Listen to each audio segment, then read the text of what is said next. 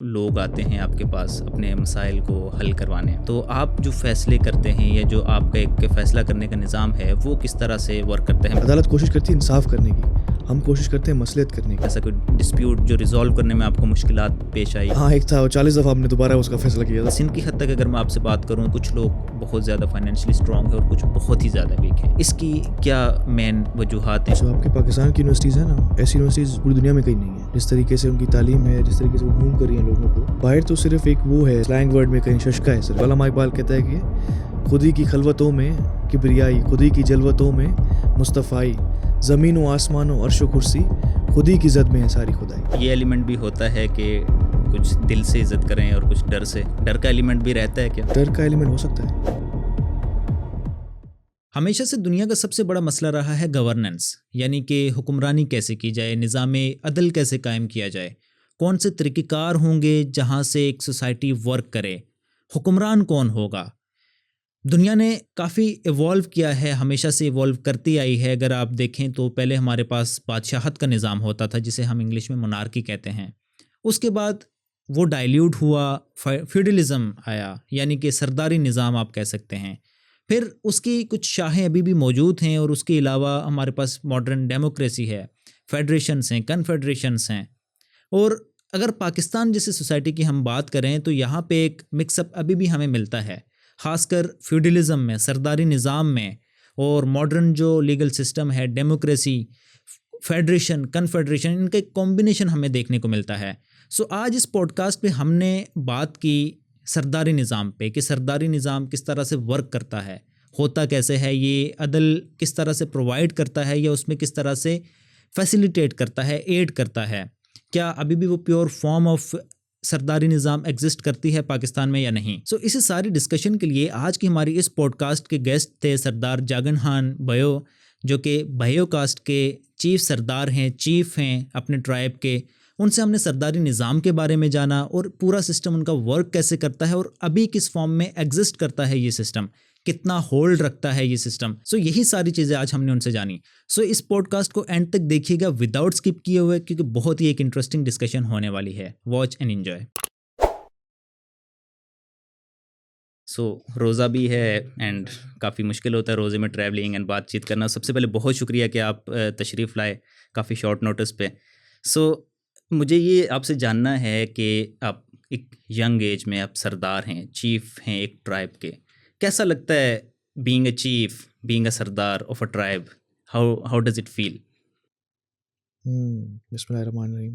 बड़ी मेहरबानी भाई, आपने मुझे अपने शो पे बुलाया। आपका सवाल, असल में मैंने कभी फ़ील नहीं किया कि कैसा फ़ील होता है, तो मैं आज अभी फ़ील करने की कोशिश कर रहा हूँ कि कैसा फ़ील होता है। जस्ट नॉर्मल, जैसे नॉर्मल ह्यूमन बीइंग होता है वैसे ही फ़ील होता है। बाकी ये है कि अल्लाह ताला ने बहुत इज़्ज़त दी है और मेरा हमेशा यही होता है कि लोग मेरी दिल से इज़्ज़त करें, डर की वजह से इज़्ज़त ना करें। तो इसी पे अभी स्ट्रगल चल रही है। तो ये एलिमेंट भी होता है कि कुछ दिल से इज़्ज़त करें और कुछ डर से। डर का एलिमेंट भी रहता है क्या? डर का एलिमेंट हो सकता है, कहीं-कहीं पे हो सकता है, लेकिन मेरी हमेशा कोशिश यही होती है कि मैं कनेक्ट करूँ लोगों से, जो भी मेरे ट्राइब में हैं, नहीं हैं, दोस्त हैं, सबसे एक दिल का रिश्ता बनाऊँ, ताकि जो दिल की इज़्ज़त होती है वो हमेशा रहती है। डर की इज़्ज़त जब तक आप हो तब जब तक तक है। आपके पास पावर है तब तक हाँ, वो इज़्ज़त है, फिर उसके बाद जो है सारे अपने पुराने ग्रिजेस भी निकालने की कोशिश निकालेंगे। करते हैं। हाँ। अच्छा, आपके मैं इंस्टाग्राम प्रोफाइल देख रहा था तो उसमें आपने अपनी बायो में लिखा हुआ है कि आप आपने लिखा हुआ है फार्मर फार्मर फार्मर। उसके अलावा आपने लिखा हुआ है पॉलिटिकल वर्कर एंड लर्नर। सो आप अपने आप को बेस्ट डिफाइन क्या करते हैं इनमें, फार्मर, पॉलिटिकल वर्कर या समथिंग एल्स? तीनों चीज़ें वही हैं। देखिए, फार्मर तो मेरा वो है, काम है, तो मैं एक ज़मींदार हूँ, तो फार्मर उस हिसाब से हुआ। बाकी मेरी स्ट्रगल है पॉलिटिक्स में, तो मैं उस हिसाब से पॉलिटिकल वर्कर हुआ। और लर्नर तो हर कोई है। आप डेली कोई ना कोई चीज़ आप नहीं सीखते हो। आज जैसे मैं आप लोगों से मिला, आप लोगों के बारे में सीखा कि आप वकील हैं, और वकालत पे हमने फिर डिस्कस किया कि कहाँ से शुरू हुआ लॉ और सारा कुछ। तो लर्नर तो आप डेली डेली बेसिस पे आप लर्न करते हैं। तो बेस्ट आप क्या, मतलब इन सब चीज़ों में आप मुझे प्रायोरिटी किस बेस्ट चीज़ को देते हैं? डिफाइन लर्नर ही करेगा। अच्छा, फार्मिंग का हाँ। आपको मतलब नॉलेज है बेसिक, या आपको शौक है इन डेप्थ आप करते रहते हैं फार्मिंग वगैरह? हमने आपकी कुछ वीडियोस देखी हैं हाँ, जहाँ पे आप ट्रैक्टर वगैरह भी चला रहे थे। हाँ। कोशिश करता हूँ कि खुद ही करूँ सारा, लेकिन इतना फिर वो भी नहीं है, वक़्त भी नहीं है कि हर चीज़ खुद कर सके बंदा। तो वालिद साहब का मेरे ये था कि वालिद साहब का, बुज़ुर्गों का हमारा ये था कि जो हमारी पहला काश्त होती है चावल की, वो हम खुद करते हैं। तो उससे एक आपकी ग्राउंडेडनेस भी, डाउन टू अर्थ भी आप रहते हैं, और जो आपके लोग हैं उनको भी एक मोटिवेशन मिलती है कि ये यार पहली काश्त से क्या क्या मुराद? हर सीजन की पहली हर काश्त वो सीज़न की आप पहली काश्त पूरा खेत खुद काटते हैं? तेरा पूरा खेत काटते नहीं, लगाते हैं अच्छा, चावल। लगाने का हाँ, आप उसको लगाने का शुरुआत प्रोसेस मैं करते हैं, करता हूँ, फिर काटना वाटना तो फिर बात की वो चलो हाँ, फसल की बात है। अच्छा, आपकी पर्सनल जर्नी क्या रही? स्कूलिंग कहाँ से रही? हमने काफ़ी चीज़ें आपके बारे में जानी भी हैं आपके प्रीवियस इंटरव्यूज़ से, सोशल मीडिया से, बट हम आपसे जानना चाहेंगे और आप वो चीज़ें भी बताएं जो आपने शायद इससे पहले ना बताई हों। स्कूलिंग मेरी यहाँ पहले मेरी स्टार्ट हुई, एक दो साल मैंने पढ़ा सक्खर में। फिर सक्खर से मैं गया लॉरेंस कॉलेज, घोड़ागली मरी, बोर्डिंग स्कूल है। हाँ, बड़ा मशहूर है, विनोद है। मशहूर है जी हाँ। तो उसके बाद फिर मैं गया लंदन में, एक बोर्डिंग स्कूल है, लंदन का एक बोरो है ब्रॉमले, वहाँ पे बोर्डिंग स्कूल था, फेरिंगटन स्कूल नाम था उसका। तो वहाँ पे मैंने ओ लेवल्स ए लेवल्स वहाँ पे किया। खैर ए लेवल्स तो मैंने एक साल वहाँ पे किया, फिर मैंने फाउंडेशन की, वो ब्रूनेल यूनिवर्सिटी लंदन है, फाउंडेशन और बैचलर्स वहाँ से किया। फिर यूसीएल में गया, लेकिन वालिद साहब की डेथ हो गई तो फिर मैं क्या कंटिन्यू नहीं कर सब्जेक्ट्स, पाया। वगैरह, क्या आपका शोबा क्या था वहाँ पे जो स्टडीज़ का? ओ लेवल्स में मेरे थे बिजनेस स्टडीज़ था, ज्योग्राफी था, ज्योग्राफी में बहुत बहुत अच्छा था मैं। तो हिस्ट्री था, हिस्ट्री में बहुत अच्छा था। हिस्ट्री हमने वर्ल्ड वॉर वन और मोस्टली वर्ल्ड वॉर टू पढ़ी थी हमने उधर यूके में। तो so you have a balance view कि यूके वाले क्या कहते हैं वर्ल्ड वॉर के बारे में। हाँ हाँ, तो सारे ही अब जो यूके वाले कहते हैं, आप सारे हम सारे ही वही मानते हैं अब तो। सेकंड ईयर जो था उसका, आई थिंक ए लेवल का फर्स्ट ईयर था, उसमें हमने कोल्ड वॉर पढ़ी थी हिस्ट्री में। तो ये सारा आपका जब वर्ल्ड वॉर टू एंड हुई, तो वहाँ से अमेरिका और रशिया की जो कोल्ड वॉर शुरू हुई, फिर कैनेडी के टाइम पे जो बहुत ज़्यादा इन्होंने मामलात ख़राब हो गए थे, क्यूबा आके पहुँचा था रशिया और अटैक करने वाला था, और बड़ा फिर कैनेडी के बाद आई थिंक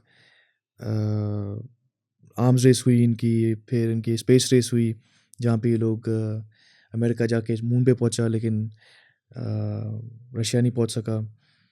फिर ये रशिया एक वो मिसाइल बना रहा था जो सारे मिसाइल्स को डिस्ट्रॉय कर सकता था, ऊपर ही सैटेलाइट थी ऐसी कोई, तो बनी नहीं। फिर रशिया या यूएस बना रहा था, तो जो भी मिसाइल आता किसी भी कंट्री से, ऊपर ही डिस्ट्रॉय हो जाता, कहीं नहीं जाता वो। Like laser technology something. हाँ, ऐसे कुछ होगा, उसका नाम भी कुछ ऐसा ही था, स्टारलाइट पता नहीं ऐसा कुछ नाम था, अब मुझे इतना जहन में नहीं है, अब ए लेवल्स बहुत टाइम हो गया, 2014 की बात है, तो 11 साल हो गए। तो खैर फिर यूनिवर्सिटी गए, तो फिर मैंने बिजनेस बैचलर्स बीएससी मैंने स्टार्ट किया, लेकिन फिर इतना मुझे दिलचस्पी नहीं हुई इसमें। मार्केटिंग थी, स्टेटिस्टिक्स तो बहुत मुश्किल थी, तो मैं मैथ्स में थोड़ा हमेशा वीक रहा था, तो फिर मैंने स्विच किया था उसमें पॉलिटिकल साइंस में, फिर सही हो गया वो। अच्छा, एक चीज़ मैंने यहाँ पे नोट की आपकी, जो आप सारी अपनी जर्नी बता रहे थे कि आप शुरू के 2 साल तकरीबन आप सखर में रहे, बचपन वह थोड़ा सा दो गुजारा दो उस, तीन साल का हाँ बता, 2-3 प्ले साल, ग्रुप उसके नर्सरी। उसके बाद आप जो है एक हाँ दूसरे रीजन में चले गए, मरी में, हाँ ठीक है, उसके बाद आप यूके चले गए। अब यहाँ पे डायमेंशन जो है वो इंटायरली डिफरेंट है। आप मरी में भी अगर आप देखें तो वहाँ का कल्चरल भी, वहाँ पे वो सरदारी निज़ाम नहीं है, यूके में भी नहीं है। बट आप जब दोबारा सिंध में आए तो एक टाइम पीरियड के बाद आप आए, तो कैसा वो शिफ्ट कैसा था? आप वो सारी चीज़ें अडॉप्ट कर पा रहे थे, हाँ, या आप अपने कल्चर से कनेक्टेड थे या नहीं बीच में? नहीं कल्चर तो मैं कनेक्टेड था, कल्चर से मैं सिंधी बोलनी फुल आती थी, मतलब फुल तो नहीं, मतलब अभी भी वो समझ आपके जाता था, बोल एक्सेंट में लेता था। वो हाँ सिंधी वाला वो नहीं है? जैसे एक थोड़ा सा वो क्या कहते हैं कि दूसरी लैंग्वेज पढ़ के या बोल के बंदा जाता है तो सिंधी का एक्सेंट एक डिफरेंट हो जाता है। देखिए, मैं सारी ज़िंदगी बाहर रहा, तो आता था छुट्टियों में, महीना 2 महीना जो छुट्टियाँ होती थी गाँव, तो वालदा ने हमेशा मेरे से उर्दू में सिंधी में ही बात की, उन्होंने कभी मतलब सिंधी के अलावा बात नहीं की, तो वो उससे मुझे सिंधी हमेशा मेरी उसमें रही। तो क्या कहते हैं, जब वापस आए तो माहौल थोड़ा चेंज था, क्योंकि पहले तो वालिद साहब थे, वो एक होती है आपकी अम्ब्रेला होती है, कोई आप पे इतना वो नहीं कर सकता, फिर जब अम्ब्रेला हट जाती है तो डायरेक्ट आप पे सबके वो होते हैं। तो लेकिन बेसिक जो कल्चर हमारा है, मुझे सारी समझ तो थी उसकी कि क्या सही है, क्या गलत है, वो सारी समझ था। और मुझे तो लगता है मेरा फ़ायदा है, मेरे लिए फ़ायदेमंद था कि मैं गया और सारा एक नया माहौल मैंने देखा, डाइवर्सिटी को आप डाइवर्सिटी मैंने देखी एक्सपीरियंस करके जी हाँ, वापस आए। तो वो मैं फिर यहाँ पे अडॉप्ट कर सकता हूँ और लोगों में चेंज ला सकता हूँ, जो भी अभी मैं कोशिश भी कर रहा हूँ कि अपने जो मेरे अपने नहीं, जो भी मेरे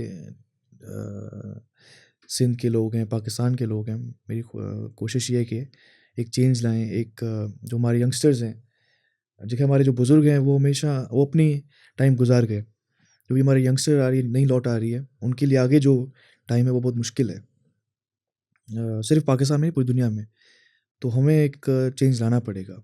वो चेंज क्या होगा कि मैंने उस दिन भी बात की, हमारा एक प्रोग्राम था हमारी पार्टी के हवाले से, मैं पाकिस्तान पीपल्स पार्टी का हिस्सा हूँ, तो कि हर इंसान आज़ाद है, कोई किसी के उसमें नहीं है, मतलब देखिए मैंने अपना जवाब देना है, आपने अपना जवाब देना है, आप सबने अपना जवाब देना है, हर कोई अपने हिस्से का वो करेगा। लेकिन फिर हम यहाँ पे बाउंड क्यों हैं?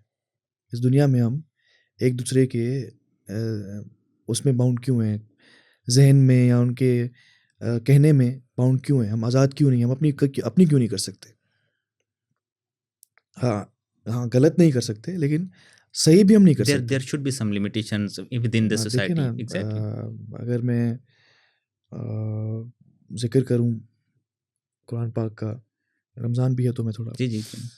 तो सूरह तहरीम है कुरान पाक में, तो वहाँ पे अल्लाह ताला ने कोई वाक़या हुआ था, तो हुज़ूर पाक सल्लल्लाहु अलैहि वसल्लम ने अपने ऊपर एक चीज़ उन्होंने कहा कि ये मेरे लिए हराम है ये चीज़, तो अल्लाह ताला ने वही भेजी कि या रसूल अल्लाह, जो भी चीज़ें हमने हलाल की हैं उनको आप हराम ना करें, जो भी चीज़ें हमने हलाल की हैं उनको आप हराम ना करें, क्योंकि अगर आप हराम करेंगे तो वो पूरी उम्मत के लिए हराम हो जाएंगी।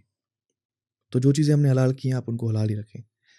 तो हम जो है मसलन क्या कहते हैं, वालिदैन के दबाव में, सोसाइटी के दबाव में, जो हलाल चीज़ें हैं वो भी हम नहीं करते कि भई ये क्या कहेंगे, वो क्या कहेंगे, अपने उसमें बाउंड हो जाते हैं। मसलन जैसे हमारे यहाँ पे शादी का कल्चर है, तो बेटा भी अपनी मर्ज़ी से शादी नहीं कर सकता, हालाँकि उसका हलाल हक है उसका कि वो अपनी शादी जहाँ भी करे। बेटी है, शादी उसकी मर्ज़ी है जहाँ भी करे।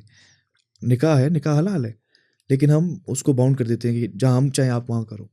तो ये एक coming back to the point कि हमारे जो यंगस्टर्स हैं, उनको मैं चाहता हूँ कि वो अपना मैं स्ट्रगल यही कर रहा हूँ कि वो अपना ज़हन बनाएँ, अपनी राइट्स को जाने। शरीयत में रह के आज़ादी हासिल करें। तो स्ट्रगल है, फिर जब तक चली हम भी उसमें चल रहे हैं स्लोली, और क्योंकि अगर हम जैसे हमारे बड़े ही गुजार गए ज़िंदगी, अगर हम वैसे ही गुजारें तो फिर क्या फ़ायदा? फिर क्या हमने चेंज लाया? हर इंसान यहाँ पे इस दुनिया में अल्लाह ताला का खलीफा है, वो एक एडिशन करने आया है इस दुनिया में। आप हो, मैं हूँ, भाई वाले हैं, सब हम एक इस दुनिया में एक एडिशन करने आए हैं, एक चीज़ ऐड करने आए हैं, उसको बेहतर करने आए हैं।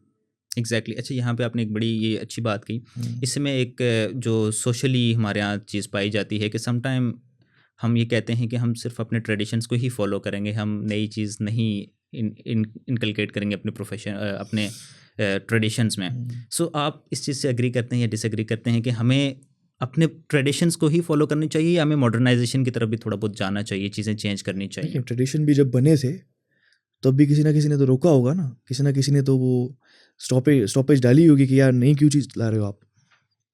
समझ रहे हैं? सो देयर मसलन शुड बी अ चेंज। हाँ, मसलन जब हमारे मुल्क की ज़ुबान बनी उर्दू, तो तब भी किसी न किसी ने रुकावट डाली होगी, किसी न किसी ने, लेकिन अब उर्दू हमारे मुल्क की, पाकिस्तान की ज़ुबान है, तो चेंज आया। फिर आप एडिशन आप करते जाएँ, एडिशन तो अल्लाह ताला चाहते हैं कि आप एडिशन करें। इस कायनात को आप और बेहतर बनाएँ, इस दुनिया को आप और बेहतर बनाएँ। एडिशन से क्या क्या गलत है? Change is good for you. लेकिन चेंज ये नहीं कि मैं दूसरे को चेंज करूँ, पहले मैं खुद को चेंज करूँ, फिर अगले को चेंज करूँ, पहले मैं खुद को देखूँ। एग्जैक्टली। अच्छा, मैंने एक आपकी सर पॉडकास्ट देखी थी जिसमें आप खुद ही को एक्सप्लेन कर रहे थे कि खुद ही को करियों बुलंद इतना में आप खुद ही को एक्सप्लेन कर रहे थे। मैं आपसे जानना चाहूँगा कि क्या आप, पहले तो ये जानना चाहूँगा कि पोइट्री का आपको शौक़ है, फ़िलासफ़ी का शौक़ है, और अल्लामा इकबाल के बारे में ही आप उनके शहर पे ही ज़्यादा रखते हैं दस्तरस, या इसके अलावा भी पोइट्स को पढ़ते हैं? और ये खुदी का मतलब क्या है, मैं यहाँ पे भी आपसे जानना चाहूँगा। पोइट्री का तो शौक़ नहीं है, लेकिन रास्ते में एक सफ़र में, ज़िंदगी का सफ़र है, तो ज़िंदगी के सफ़र में मुझे अल्लामा इकबाल से मिलाया गया। तो जब मैं मिला तो फिर उनकी मुझे बातें पसंद आई, जो उन्होंने लिखी हैं, जो उन्होंने वो की हैं। तो गहराई में गया तो मुझे और समझ आने लगी। तो बेसिकली वो खुद ही को कर बुलंद इतना कि हर तकदीर से पहले खुदा बंदे से खुद पूछे कि बता तेरी रज़ा क्या है। तो खुद ही पहले तो हमें खुद ही तलाश करनी है ना, खुद ही है क्या। खुद ही बेसिकली इज़ यू। आप अपने आप को पहचानें। अभी हम जो भी बैठे हैं इस रूम में, हम अपने आप को नहीं पहचानते, हम ज़ाहिरी दुनिया को पहचानते हैं, अपने से मिले ही नहीं हमें भी। तो जब आप अपने आप से मिलेंगे, that person you, he knows everything. उसको सब पता है कि वो कहाँ से आया है, कहाँ जाएगा, कब पैदा होगा, कब, सब पता है उसको। It knows everything. The you, आपके अंदर जो इंसान है, आप उससे मिले, वो है खुद ही। और जब आप खुद ही से मिलेंगे तो बुलंदी आपको खुद ही आपके पास आएगी। अभी हम कुछ देर पहले ऑफ द रिकॉर्ड बात कर रहे, ऑफ कैमरा बात कर रहे थे कि आप कह रहे थे कि हर इंसान को खुद से आज़ाद होना चाहिए। आज़ादी को आप डिफ़ाइन कर रहे थे। मैं चाहता हूँ कि आप व्यूअर्स के लिए भी डिफ़ाइन करें कि आज़ादी क्या है और खुद से आज़ादी क्या है। देखिए, पहले तो खुद से आज़ादी तो आखिरी स्टेप है ना। पहले तो हमें सोसाइटल उससे चैलेंजेस से फेस करना पड़ेगा। कि हमारे दोस्त थे, उन्होंने बड़ा अच्छा एक चीज़ कही थी कि जब आप रियल लाइफ में आएंगे, स्टूडेंट लाइफ के बाद रियल लाइफ में आएंगे, तो पहले आप अपने घर में लड़ेंगे, फिर जब आप घर से निकल जाएंगे फिर आप पड़ोस में लड़ेंगे, पड़ोसी आपसे लड़ेंगे, फिर आप पड़ोसियों से निकलेंगे, फिर आप शहर वालों से लड़ेंगे, फिर शहर वालों से सूबे वालों से, मतलब ऐसे।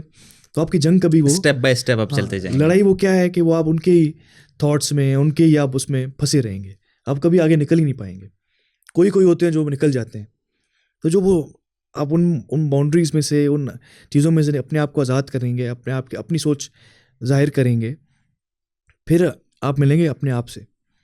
तो एंड में आपने अपने आप को मारना नहीं है, लेकिन अपने आप से आपने आज़ाद होना है। आज़ाद एज इन के अपने ख़यालात से, अपने थॉट्स से आपने आज़ाद होना है। जैसे हम सूफ़ी एक उसमें सिलसिले में कहते हैं कि मैं को ख़त्म करना, समझ रहे हैं। थोड़ी बातें हैं जो फील की जा सकती हैं, लफ्ज़ों से इनको एक्सप्रेस उस तरह से शायद नहीं किया जा सकता। तो वो एंड में आपको आके, जब आप सबसे निकल जाएंगे, आप खुद तक फंस जाएंगे, खुद में फंस जाएंगे, महदूद हो जाएंगे। नहीं, महदूद नहीं होंगे, खुद में आप फंस जाएंगे। खुद महदूद नहीं है, खुद बहुत वसी है। आप जो हैं बहुत वसी हैं, आपके अंदर पूरी कायनात है। तो फिर एक अल्लामा इकबाल कहता है कि खुदी की खलवतों में किबरियाई, खुदी की जलवतों में मुस्तफ़ाई, ज़मीन व आसमान व अर्श व कुर्सी, खुदी की ज़द में है सारी खुदाई। तो वो सारी कायनात आपके अंदर ही है, तो आप महदूद नहीं हैं।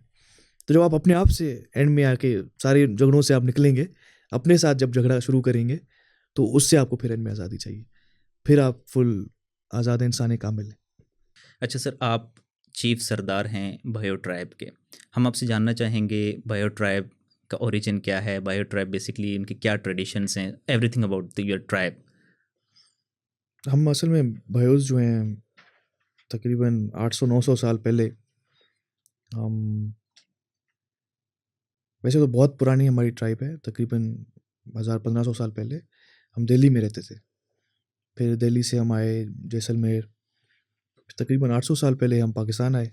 तब तो पाकिस्तान नहीं था, लेकिन बरसगीर पानी की सिंध तलाश की में, बात कर पानी की तलाश में हम सिंध, बरसगीर, जैसलमेर भी यहाँ से कोई इतना दूर नहीं है। शिकारपुर से अगर आप सीधा रोड बनाएं तो तकरीबन 300-400 किलोमीटर ही होगा।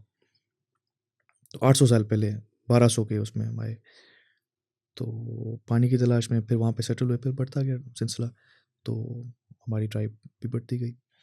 अच्छा, आप फिर बहुत सारी ट्राइब्स में हमें ज्वाइन भी किया, जो छोटे ट्राइब्स थे। अच्छा, ये उन्होंने हमें हो ज्वाइन सकता किया। है, फिर पहले तो होता था, अभी मतलब मर्जर्स हाँ, काइंड पहले ऑफ होते थिंग। थे, देखते थे ना बड़ा ट्राइब है तो हमें सेफ्टी मिलेगी, तो फिर तो तब तो अपने ट्राइब नोमैड्स को होते थे ना, वो आप आपस में जंगे करते थे रिसोर्सेज पे। हालांकि रिसोर्सेज अभी भी बहुत हैं, तब भी बहुत थी, लेकिन इतनी समझ नहीं थी। तो फिर वो जो बड़े ट्राइब्स होते थे उनमें शामिल हो जाते थे, तो अपना फिर वो ट्राइब चेंज हो जाता था उनका उनका। ट्राइब चेंज होता अच्छा था। आप लेकिन थर्ड। उनका फिर वो सब ट्राइब होता था, वो सब ट्राइब्स फिर मोस्टली उन्होंने सब ट्राइब भी ख़त्म कर दिए, लेकिन अभी भी सब ट्राइब्स हैं। अच्छा आप सर 13वें चीफ हैं अपने ट्राइब के। सो मैं आपसे जानना चाहूँगा कि मैकेनिज़्म क्या होता है, चीफ को या सरदार को चूज़ कैसे किया जाता है कि this person is going to be next chief या this person is going to be the sardar. क्या मैकेनिज़्म है उसका? कोई इलेक्शन होते हैं या मैं नॉमिनेशन मैं होती मैं है? तो ये मानता हूँ कि इट्स नेचुरल, अल्लाह ताला की तरफ से ही है। अगर मैं हाँ, वैसे तो ये होता है कि आप जो बड़ा बेटा होता है वही सरदार बनता है, लेकिन बड़ा बेटा बनना भी आप नहीं कर सकते ना, कुदरत ही करती है कि मेरा छोटा भाई बड़ा हो जाता तो वो बन जाता सरदार, लेकिन इट्स ऑल नेचुरल।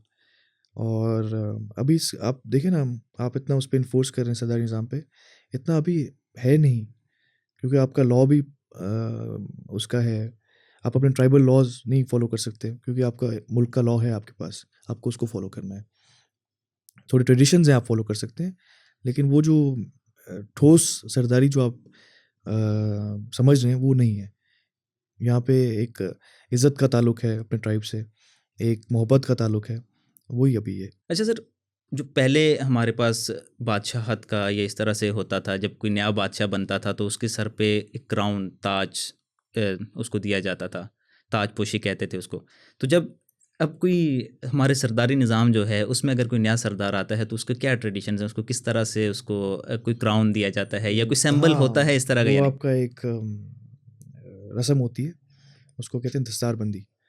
तो एक कपड़ा होता है, फिर आपके सर पे पग करके उसको बांधते हैं, और जो भी मोस्टली आपके सरदार होते हैं वो आते हैं, आपके ट्राइब आता है, और वो आपको पूरा उसमें लंबा कपड़ा होता है, तो आपको आराम आराम से एक एक करके बांधते हैं, फिर वो खोलते हैं, फिर दोबारा बांधते हैं, ऐसे मतलब सारे सरदार आते हैं? मोस्टली। हाँ, जो भी आपके जान पहचान वाले होंगे, आपके ट्राइब के साथ उनका ताल्लुक होगा, तो वो आते हैं। अच्छा सर, ट्राइब में मतलब बहुत सारे और भी इन्फ्लुएंशियल लोग हो सकते हैं जो विद इन हम देखते हैं। हम्म, इट इज़ नॉट कि सिर्फ आपकी ट्राइब की बात नहीं कर रहे हैं, ओवरऑल जर्नल क्योंकि निज़ाम हमारे पास एग्जिस्ट करता है। तो वो लोग क्या कभी उनकी भी इस तरह की कोई ख्वाहिश होती है कि हमें सरदारी मिले या इस तरह के ओपोजिशंस कोई किसी तरह की भी फेस करनी पड़ती हैं? हाँ, होते हैं, जाहिर बात है, इंसान का फितरत है कि वो चाहता है कि मैं किसी और की ज़िंदगी जीऊँ, अपनी ज़िंदगी वो जीना नहीं चाहता, वो किसी और को देख कर ही, इसलिए हमारे यहाँ पे जेलसी और चीज़ें होती हैं। तो होता है, लेकिन अब जिसके पास वो है, दस्तार है, तो उससे वो कैसे ले सकते हैं? एग्जैक्टली। हाँ, वो ज़बरदस्ती बांध के बैठ जाए कोई, तो फिर वो अलग बात है। वो फिर उसको मानने वाले जितने होंगे, तो वो फिर ट्राइब में डिवाइड क्रिएट करेगा। तो ऐसा होता है वैसे, मतलब विद इन ट्राइब्स कभी ऐसा कोई एग्जाम्पल्स हमें हाँ, मिलती होता हैं? होगा, होता होगा। और ट्राइब्स मुझे 1-2 हैं जिसमें होता होगा ऐसा। हमारे यहाँ पे नहीं है, अच्छा हमारे सर, ट्राइब में आप नहीं है। जैसे लोग आते हैं आपके पास अपने मसाइल को हल करवाने, तो आप जो फ़ैसले करते हैं या जो आपका एक फ़ैसला करने का निज़ाम है, वो किस तरह से वर्क करता है? मिसाल के तौर पर जैसे एक अदालत है, सिविल कोर्ट है पाकिस्तान की कोई भी, क्योंकि कानून भी इस चीज़ की इजाज़त देता है, फ़ैसला सिस्टम, जिरगा सिस्टम को किसी हद तक फ़ैसिलिटेट करता है विद सम लिमिटेशंस। तो उसके पास अगर एक साहिल आता है, तो वो दूसरी पार्टी को जो है वो नोटिसेज़ इश्यू करती है, उसे बुलाती है, उसे सुनती है। आपका क्या निज़ाम होता है पूरे जिरगे का, पूरे फ़ैसले का? ना, ज़ाहिर बात है, कोई आएगा, फिर हम खत लिखेंगे, अगला जो होगा उसको हम खत लिखेंगे, वो तारीख देंगे, भाई आप इस तारीख पे आएँ। तो फिर दोनों आते हैं, फिर अपना मसला बताते हैं। वो हम घंटे डेढ़ में मसला हल कर देते हैं उनका। तो घंटे डेढ़ में, मतलब जो अदालतों में सालों की चीज़ें हैं, वो आप घंटे डेढ़ में उसको हल कर देते हैं। अदालत देखिए, अदालत का वो तरीका अलग है। अदालत पूरा प्रूफ, जैसे आपने पहले मुझे बताया कि एविडेंस नहीं है, वो अपने दिल पे फैसला नहीं कर सकते। जजेस जो हैं यहाँ, तो आपको पूरा एक एविडेंस देनी पड़ेगी, दलाइल देने पड़ेंगे। हमारे यहाँ पे मोस्टली ये होता है कि अदालत कोशिश करती है इंसाफ करने की, हम कोशिश करते हैं मसलियत करने की। तो मसला जितना जल्दी हो जाए अच्छी बात है। अच्छा, उसको आप जैसे कि अब तो काफ़ी लोग मतलब पढ़े लिखे बहुत ज़्यादा है, जैसे आप खुद भी काफ़ी एजुकेटेड हैं। सो आप उसको मॉडर्न लॉज से कैसे हार्मोनाइज़ करते हैं, बैलेंस करते हैं? क्या लॉज़ को भी आप अपने मद्देनज़र रखते हैं कि यार ये कानून है, इसके मुताबिक हमने फ़ैसला करना है, या जस्ट अपने आप नहीं, ट्रेडिशंस ज़ाहिर-सी या बात अपने है, उसके आप होता है? हमारा एक मुल्क है, उसका एक कानून है, उसके खिलाफ तो हम नहीं जा सकते ना। उसके दायरे में रह के ही हम वो करेंगे, फैसला करेंगे, जिरगा करेंगे।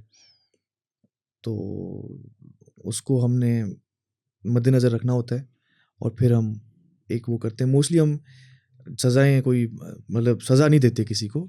मोस्टली ये होता है कि भाई आपने इसका नुकसान किया, आप इसको इतने पैसे भर के दो। आपने इतना नुकसान किया, आप इसको ये करके दो। मतलब ये चीज़ें होती हैं ताकि सेटलमेंट हो जाए आपस में।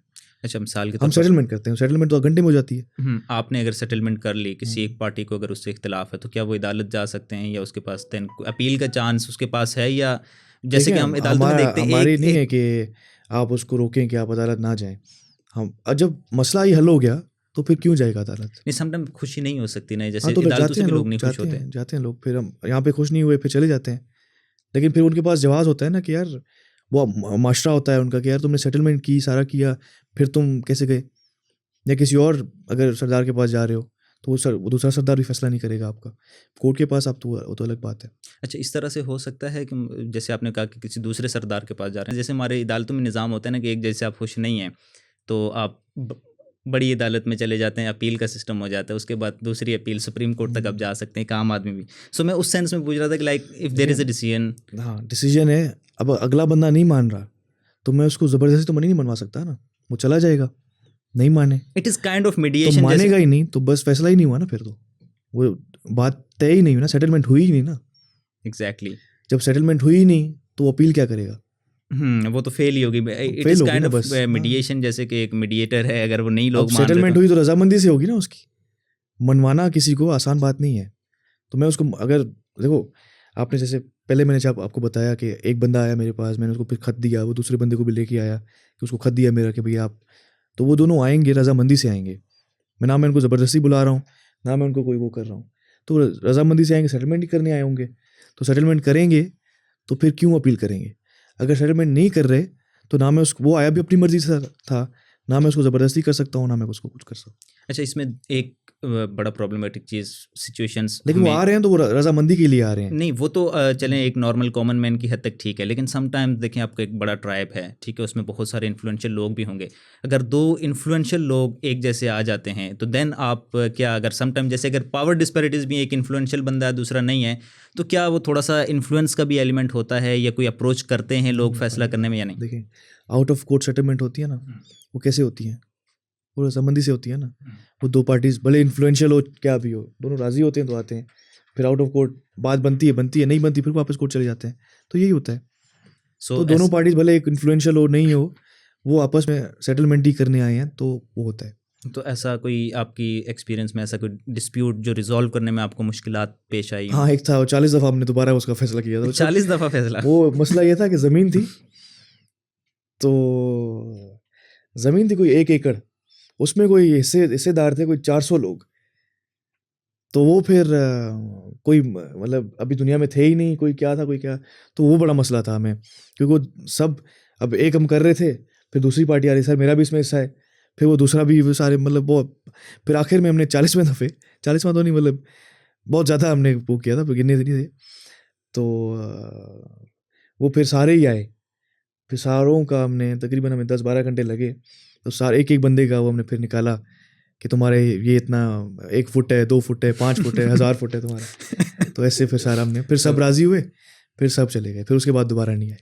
अच्छा सर, आप जैसे इस निज़ाम को फॉलो करते हुए आ रहे हैं, तो आपको लगता है कि क्या हमारे जो सिविल कोर्ट्स हैं या जो हमारे लीगल सिस्टम है पाकिस्तान का, इन्हें भी कुछ सीखना चाहिए कि इंस्टेंट जस्टिस के लिए कि रिकन्सिलेशन हो जाए, मीडिएशन हो जाए फ्रॉम दिस सिस्टम, कि कोई ऐसे फॉरम्स यहाँ पे भी देखिए, होने चाहिए क्विक रेमेडी के लिए? यहाँ पर आप सिर्फ ना कहें, हर जगह पे पूरी दुनिया में जो भी कोर्ट्स हैं वो आउट ऑफ कोर्ट सेटलमेंट करते हैं।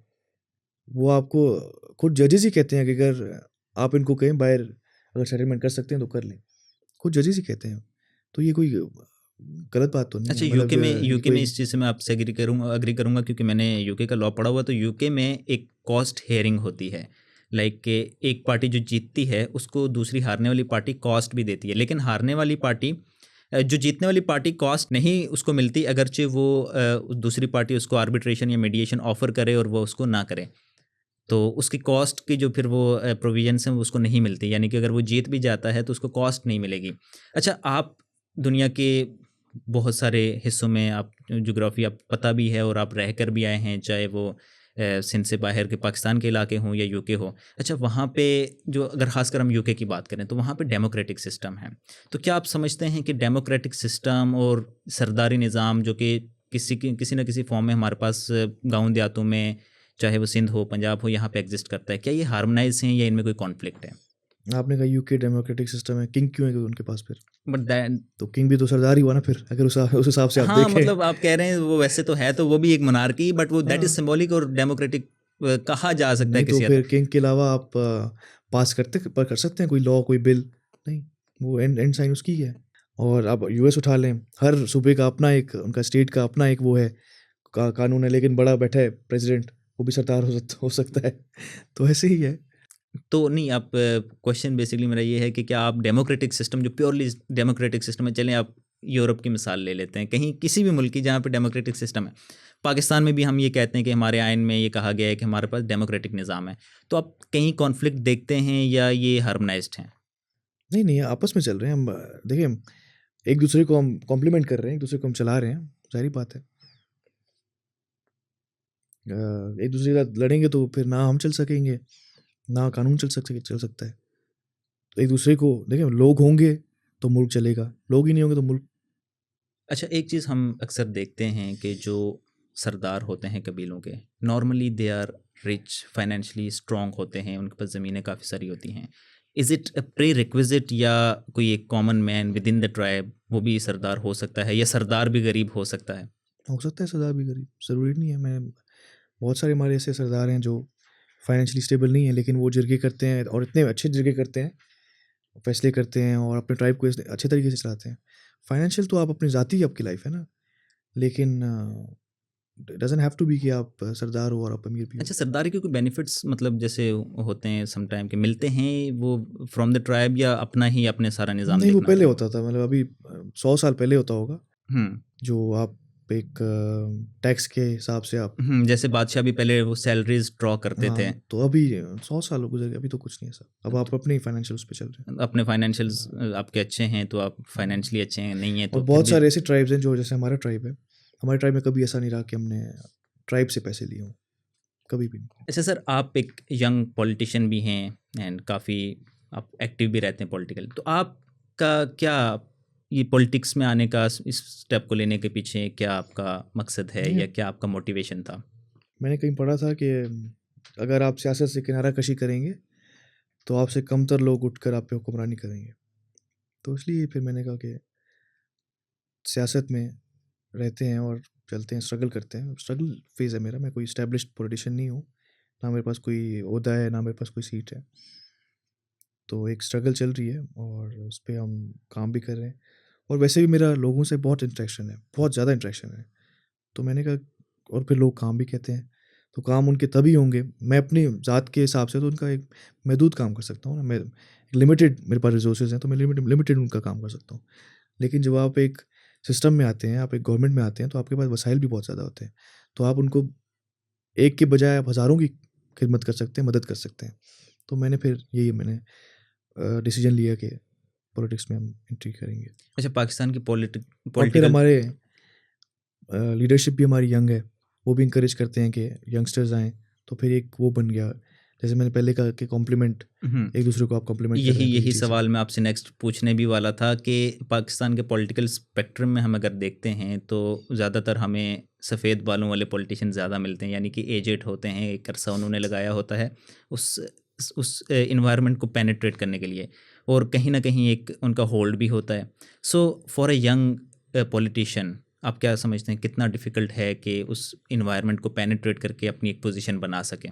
ज़ाहिर बात है, जो हमारे बुज़ुर्ग हैं सियासतदान, वो एस्टैब्लिश्ड हैं और उन्होंने ये हम जो अभी गुज़र रहे हैं जिस फ़ेज़ से, वो बहुत पहले गुज़र आए हैं इस फ़ेज़ से। तो अभी वो एस्टैब्लिश्ड हैं और अपनी जगह पे मज़बूत हैं। तो जब आप एस्टैब्लिश्ड होते हो ना, आपको, क्योंकि आपने इतनी स्ट्रगल की है, इतना वो किया है, तो आपको उस जगह आपको वो क्या कहते हैं, उस जगह से आपको वो होने का दिल नहीं करता। लेकिन बेहतर ये है कि यंगस्टर्स को मौका दिया जाए और उनकी सरबराही में, उनकी गाइडेंस में हम भी ऊपर आएँ। अच्छा, जो ट्राइब्स का होता है सपोर्ट, तो ये कितना किस हद तक इफेक्टिव एलिमेंट होता है to get some prominent seats या prominent position in political party within, और क्या कहते हैं किसी नेशनल असेंबली में या सेनेट में, कितना सपोर्ट इम्पोर्टेंट होता है अपने ट्राइब का? देखिए विदाउट आप सपोर्ट किया जा सकता हाँ, है या support is tribe important? Tribe तो आप मैं वही कह रहा हूँ, ट्राइब का वो सिस्टम अभी इतना है ही नहीं। ट्राइब मेरा स्कैटर्ड है पूरे पाकिस्तान में। तो KPK में भी है, पंजाब में भी है, बलूचिस्तान में भी है, सिंध में भी है, एक हल्के में नहीं है। कॉन्स्टिट्यूएंसी जो होती है उसमें नहीं है। तो वहाँ पे मुझे हर किस्म के क्या कहते हैं चैलेंजेस होते हैं, और हर अलग अलग ट्राइब के लोग होते हैं। तो उन सबके साथ मुझे एक दोस्ती का रिश्ता बनाना पड़ता है। अच्छा, अब मैं पॉलिटिकल कुछ क्वेश्चन मैं आपसे पूछना चाहूँगा कि सिंध में हम देखते हैं कि गवर्नेंस के काफ़ी इश्यूज हैं, मतलब डेवलपमेंट इतनी ज़्यादा नहीं होती, वो नहीं हो पा रही, लोग काफ़ी अभी भी पीछे हैं as compare to other provinces. So इसकी क्या रीज़न है? सबसे बड़े फाइनेंशियल रीजंस हैं कि आपको इतना फाइनेंस नहीं है जितने दूसरे सूबों को फाइनेंसिंग है। मसलन पंजाब को जितनी फाइनेंसिंग है सिंध को नहीं है। तो लेकिन फिर भी सिंध ने अपने हिसाब से उतना काम किया है। हाँ, 100% कहीं पे भी काम नहीं किया होगा, लेकिन अगर आप हेल्थ उठा लें, आप इंफ्रास्ट्रक्चर उठा लें, तो उस पे काम हुआ है, बेहतर हुआ है पहले से। बाकी अगर हर सूबे को अपना वो राइट जो अमाउंट है वो मिले, तो हर कोई अपने हिसाब से अच्छा काम कर सकता है। तो तो फाइनेंशियल नहीं होंगे तो आप अपना घर भी नहीं चला सकते वैसे तो। So is it only financials? क्योंकि देखें गवर्नमेंट ऑफ सिंध भी एक नहीं, काफ़ी ओनली स्ट्रॉन्ग। तो नहीं होगा, बहुत सारे और भी मसले हो सकते हैं, क्योंकि मैं जो मेरे हिसाब से मुझे लगा कि मेन जो मसला है वो फाइनेंशियल है। हालांकि मैं हुकूमत में नहीं हूँ, ना मैं कोई पोजीशन रखता हूँ, लेकिन लुकिंग फ्रॉम द आउटसाइड, तो मुझे, क्योंकि हमने इकोनॉमी भी अभी हमारी बहुत वो हुई है, तो मुझे इस वजह से लगा कि फाइनेंशियल इश्यूज हो सकते हैं, और भी इश्यूज हो सकते हैं, जाहिर बात है। कोई क्या कहते हैं वसाइल के इश्यूज भी हो सकते हैं, रिसोर्सेज के इशू भी हो सकते हैं, बहुत सारे इश्यूज हो अच्छा, सकते आप क्या समझते हैं कौन सी ऐसी पॉलिसीज़ हैं जो कि फिल फॉर इम्प्लीमेंट होनी चाहिए for the uplift of Sindhis या सिंध ओवरऑल? हैं। हाँ, मैं एक्सपोर्ट जो है उस पर पाकिस्तान गवर्नमेंट बड़ा, खासतौर से सिंध गवर्नमेंट बड़ा वो कर रही है कि नौजवान एक्सपोर्ट में आए। और एक्सपोर्ट हमारे सिंध का सूबा सिर्फ उसकी स्कोप है, हमारे एक दोस्त ने मुझे बताया कि 10 अरब डॉलर सिर्फ सिंध एक्सपोर्ट कर सकता है। तो अगर हर नौजवान उसमें लगे तो बहुत हो सकता है, बेहतर हो सकती है। सो एक्सपोर्टिंग जो पॉलिसीज़ हैं उससे हम्म, आप समझते हैं कि सिंध ऊपर हो सकता हाँ, है। अच्छा, एक चीज़ सिंध हम और पाकिस्तान। सिंध और पाकिस्तान, एक चीज़ हम देखते हैं कि अगर मैं पूरे पाकिस्तान में ही है हर ये चीज़, लेकिन सिंध की हद तक अगर मैं आपसे बात करूं तो एक फाइनेंशियल डिस्पैरिटीज़ हैं, यानी कुछ लोग बहुत ज़्यादा फाइनेंशियली स्ट्रांग है और कुछ बहुत ही ज़्यादा वीक हैं। इसकी क्या मेन वजूहात हैं और इस चीज़ को कैसे बैलेंस किया जा सकता है? क्योंकि दुनिया के बहुत सारे ममालिक हैं जो इसी चीज़ को बैलेंस करने में बहुत ज़्यादा देखिए, आप अपना पहले आप किरदार मुझे ये अदा बताएं करते कि हैं। आपको डेमोक्रेसी पसंद है या कम्युनिज्म पसंद है। No, it is not about communism. Communism में आप ये होता है ना, कम्युनिज्म ये होता है कि एवरीवन इज इक्वल। डेमोक्रेसी का नहीं, तो हुसन ही ये है कि हर इंसान मतलब आई एम अपनी टॉकिंग स्ट्रगल अबाउट अ करे, अलग वेलफेयर अलग है। वेलफेयर काइंड ऑफ स्टेट, जैसे कि पाकिस्तान भी constitutionally is a welfare state है, नहीं वो अलग बात है, लेकिन हम्म, कॉन्स्टिट्यूशनली इट इज़ कि एटलीस्ट बेसिक चीज़ें तो सबके पास हों। सो किस तरह से वो लाइफस्टाइल इम्प्रूव किया जा सकता है लोगों का जो कि बहुत ज़्यादा वीक हैं फाइनेंशियली? वो गवर्नमेंट की पॉलिसीज हैं, लेकिन मुझे लगता है वही कारोबार अगर मिल जाए, एक्सपोर्ट, जैसे मैंने पहले कहा कि एक्सपोर्ट पे अगर हम इंकरेज करें। लेकिन जो अगली नौजवान नस्ल आ रही है ना, वो बहुत एक्टिव है, और वो अपना नसीब चेंज करना चाहती है, और अपना क्या कहते हैं आगे बढ़ना चाहती है। अच्छा, हम ये चीज़ देखते हैं कि हमारे आइन में भी एजुकेशन के ऊपर बड़ा ज़ोर दिया गया है और गवर्नमेंट्स भी इनिशिएटिव्स लाती रहती हैं, बट फिर भी हम देखते हैं कि विद इन सिंध जो है लिटरेसी रेट और एजुकेशन का अगर हम बात करें स्कूल जाने वालों की या स्कूल स्कूल फैसिलिटीज़ की, इंफ्रास्ट्रक्चर की, इसमें बड़ी कमी है। तो इसकी क्या वजह है? लोग स्कूल जाना क्यों नहीं चाहते? क्या वो जाना ही नहीं चाहते या उनके पास इतने रिसोर्सेज नहीं हैं? और क्या अपने हम पूरे एजुकेशनल सिस्टम को हम बेहतर किस तरह से कर सकते हैं? एजुकेशन सिस्टम को आप बेहतर इस तरह से कर सकते हैं कि आप एक तो पहले उसमें वो लाएं, उसको प्रमोट करें आप, ताकि अगले का इंटरेस्ट हो, दिलचस्पी हो उसमें। अब जैसे मसलन मैं गया बाहर पढ़ने, तो मेरे जो दोस्त थे या जो भी जानने वाले थे, रिश्तेदार थे, उनका भी दिल किया क्योंकि प्रमोट किया मैंने बाहर जाने को, पढ़ने को, तो फिर वो भी गए। तो इस वजह से प्रमोशन में मतलब वो उनका भी दिल किया। खैर पहली स्टेप तो मुझे लगता है ये होना चाहिए। उसके बाद इंफ्रास्ट्रक्चर बेहतर होना चाहिए, और जो हो रहा है, और फिर तो बस वेट करना है आपने कि वो जनरेशन बाहर आए जो पढ़ी लिखी है। अच्छा, आपने दुनिया के अच्छी अच्छी यूनिवर्सिटीज़ से भी पढ़ा। मैं सबसे पहले ये भी आपसे भी आपने बताया भी कि आपने इंडियन यूनिवर्सिटी से आपने पढ़ा, और एक एजुकेशन सिस्टम यकीनन आप उस चीज़ को जानते हैं, आपका एक्सपीरियंस है। तो आप कौन सी सबसे पहले मैं ये पूछूंगा कि are you satisfied with our system के एजुकेशनल सिस्टम ओवरऑल, या इसमें कुछ तब्दीलियां हमें रिक्वायर्ड हैं? जो आपकी पाकिस्तान की यूनिवर्सिटीज़ हैं ना, ऐसी यूनिवर्सिटीज़ पूरी दुनिया में कहीं नहीं है। जिस तरीके से उनकी तालीम है, जिस तरीके से वो ग्रूम कर रही हैं लोगों को, बाहर तो सिर्फ एक वो है, सिर्फ क्या कहते हैं, एक थोड़े अगर हम स्लैंग वर्ड में कहीं शशका है सिर्फ बाहर, लेकिन पढ़ाई तो यहाँ पे है असल में। जिस तरीके से आपको वो ग्रूम कर रहे हैं यहाँ पे, मुझे नहीं लगता कि बाहर आपको वो ग्रूम कर रहे हैं ऐसे। बस वो फिर हम भी क्योंकि गोरों की गुलामी की थी किसी ज़माने में, तो उसी तरीके से अभी भी हम वैसे ही चल रहे हैं कि वहाँ पे जो होगा वो बेहतर होगा, यहाँ पे जो है नहीं, जो पाकिस्तान में है वो बहुत बेहतर है। आपने आपने अपनी लाइफ, यूनिवर्सिटीज़ जो हैं पाकिस्तान की, अगर मुझे चॉइस होता कि मैं वहाँ जाऊँ यहाँ पढ़ूँ, मैं यहाँ पढ़ता। अच्छा आप यहाँ पढ़ते लेकिन आप वहाँ पे रहे हैं काफ़ी अर्सा, तो आप कोई ऐसी चीज़ जो कि आपको उस मुल्क ने सिखाई हो, positive thing, negative thing, anything, और क्या आप समझते हैं कि कुछ आप अपने वहाँ से सीखा, आपकी पर्सनैलिटी वहाँ पे ऐसी ग्रूम हुई, या कुछ ऐसे पॉजिटिव या नेगेटिव एलिमेंट्स आप में आए? वहाँ का माशरा जो है बहुत डिसिप्लिन्ड है। तो आप यूनिवर्सिटी में तो इतना नहीं सीखते जितना आप वहाँ पे रह के सीखते हैं। अगर आप वैसे ही वहाँ पे रहने चले जाएँ तो आप वहाँ से बहुत कुछ सीख आएँगे। जैसे वो छोटी छोटी बातों पे प्लीज़, थैंक यू, दरवाज़ा पकड़ लेंगे आपके लिए कि आप आ जाओ, फिर थैंक यू फॉर होल्डिंग। जैसे हम बोर्डिंग स्कूल में होते तो फ्राइडे होता था, तो सब एक दूसरे को चिक चिक के बोलते थे, have a good weekend, have a good weekend. वो मतलब अखलाक और हॉस्पिटैलिटी। डिसिप्लिन जो है वो उनमें बहुत था। तो मैं वहाँ से वो ये बहुत सीखा मैंने वहाँ से। लेकिन यहाँ पे बहुत कम है, यहाँ पे हर कोई अपने उसमें बिज़ी है, अपने ही दिमाग में गुम है। तो यहाँ पे इतना हम अखलाक पे नहीं करते, लेकिन हालांकि अखलाक हमें होना चाहिए। अच्छा, एक रिसेंटली बड़ा इशू चल रहा है किनाल्स को लेके, कि सिंध दरिया पे, इंडस रिवर पे किनाल्स बनाए जा रहे हैं, तो इस पे आपका क्या ओपिनियन है? बनने चाहिए, नहीं बनने चाहिए? ये बड़ा हमारे दिल से बहुत एक करीब इशू है। हम जो भी सिंध में रहने वाले हैं, हम सबके लिए एक हसास टॉपिक है।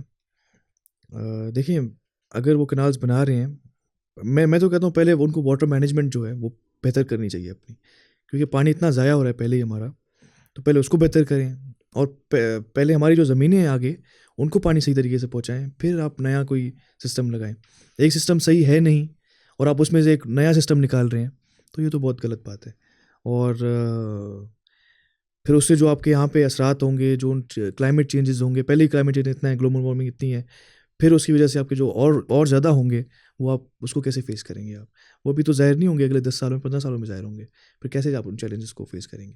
एग्जैक्टली, बट सर इसमें मैं एक, जैसे आपने कहा कि आप पीपल पार्टी से हैं, पाकिस्तान पीपल पार्टी से, तो अब गवर्नमेंट में आपकी अच्छी नुमाइंदगी है, जरदारी साहब प्रेसिडेंट भी हैं, प्रेसिडेंट ऑफ पाकिस्तान। सो वो तो इस चीज़ को पार्टी के अगेंस्ट लेके चल रहे हैं, और सारी चीज़ें ऑब्वियसली प्रोजेक्ट्स वही उनके पास पावर है उसको सैंक्शन करने की या उसको अप्रूव करने की, तो वहाँ से रेस्टोरेंट क्यों नहीं आ रहा? देखिए, सदर के पास इतनी पावर नहीं है। आप माशाल्लाह वकील हैं। 18वीं तरमीम के बाद सदर अगर साइन नहीं करता तो 3 दिन 4 दिन बाद वो बिल पास ही हो जाता है। मुझे इतनी लॉ की नहीं है, लेकिन ये चीज़ आपको पता है।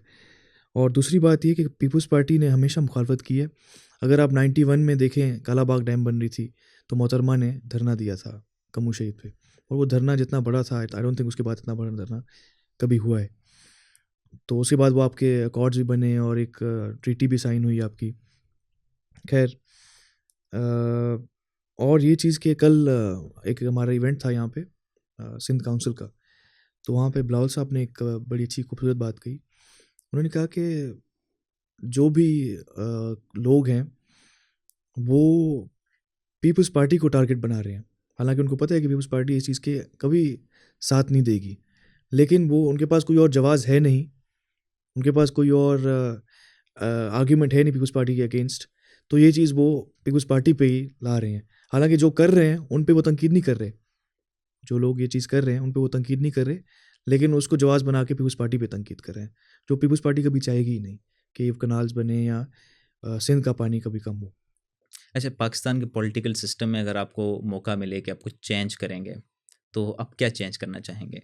हाँ, मैं वही कह रहा था, पहले भी मैंने कहा भी आपसे कि जो हमारे बुज़ुर्ग हैं उनको हम चाहेंगे कि वो हमें मौका दें, अपनी सरबराही में अपने होते हुए हमें गाइड करें, क्योंकि जब बुज़ुर्ग नहीं होते फिर आप स्ट्रगल करते हो, फिर आप धक्के खाते हो, लेकिन वो आपको धक्कों से बचा लेंगे, आपके जो बुज़ुर्ग हैं। तो वो रहते हुए हमें स्पेस भी दें और हमें गाइड भी करें।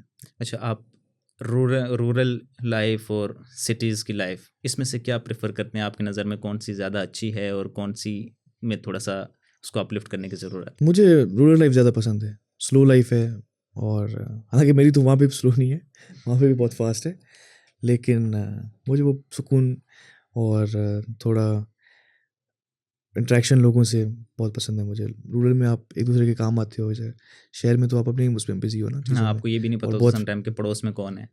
हाँ हो सकता है, लेकिन आप बस बहुत तेज़ है और बहुत आप उसमें, लेकिन आप ज़िंदगी का वो मज़ा ही नहीं ले सकते ना शहर में रह के, तो रूरल लाइफ मुझे ज़्यादा पसंद है। अच्छा, आपको अगर मौका मिले कि एक लॉ आपने बनाना है या कोई तब्दील करना है, तो आप किस लॉ को या तो बनाएंगे या तो तब्दील करेंगे? लॉ, सोसाइटी की मैं ये चीज़ ख़त्म करना चाहूँगा कि वो जो इंसान में फ़र्क करते हैं ना कि ये कम है हमसे, ये ज़्यादा है, मैं वो ख़त्म करना चाहता हूँ कि इंसान सब एक ही है, अंदर सब सोच वोच सब एक ही है, ये हम बाहर अलग दिखना चाहते हैं एक दूसरे को, हम एक ही हैं, वी आर ऑल वन। सोच, अंदर जो हमारे सिस्टम है सब एक ही है, कोई अलग नहीं है, सिर्फ चेहरे अलग हैं, और शायद आपने मेरे से ज़्यादा महंगे कपड़े पहने होंगे, मैंने कम, बस यही फ़र्क है बाहर का, तो मैं वो बाहर का फ़र्क ख़त्म करना चाहता हूँ सबको। यानी ज़ाहिर का फ़र्क आप ख़त्म करना चाहते हाँ, हैं, बातिन तो एक ही एक ही जैसा है, है। तो मैं ये चीज़ सोसाइटी की चेंज करना चाहूँगा कि वो एक दूसरे, अगर हम एक समझ लिया ना अपने अपने आप सबको, तो बस फिर हमारी ना ईगो है ना कुछ और है, फिर हम इंसानियत तरक्की कर सकती है मेरे हिसाब से। तो सोसाइटल चेंज मैं ये करना चाहूँगा, और लॉ का चेंज, सिग्नल्स ये नहीं होते रोड पे, वो फॉलो कोई करता भी नहीं है, बस वो ख़त्म करना तो आप चाहता हूँ ख़त्म कर देंगे वैसे ही गवर्नमेंट के फिर सही चलेगा सारा सिस्टम। गवर्नमेंट के रिसोर्सेज वेस्ट हो रहे हाँ, हैं। बच जाएगी। तो बस वो सिस्टम, मतलब उस जो एक उसकी चीज़ की नीड नहीं है, तो मेरे ख्याल में वो ख़त्म ही हाँ, हो खाम जानी खा वो चाहिए। ट्रैफिक बढ़ती है ट्रैफिक बट सिग्नल पे। अच्छा, any final message to the youth of the nation? हम बस स्ट्रगल करते रहे, नेवर स्टॉप, गिरो उठो, फिर जो गिरा उठा नहीं ना वो हार गया, जो गिरा उठा वो हारा नहीं है, कीप स्ट्रगलिंग, थैंक यू कभी सो ना कभी आप कहीं ना कहीं पहुंचेंगे। Thank you so much sir, आपने टाइम दिया। आप it was an amazing discussion.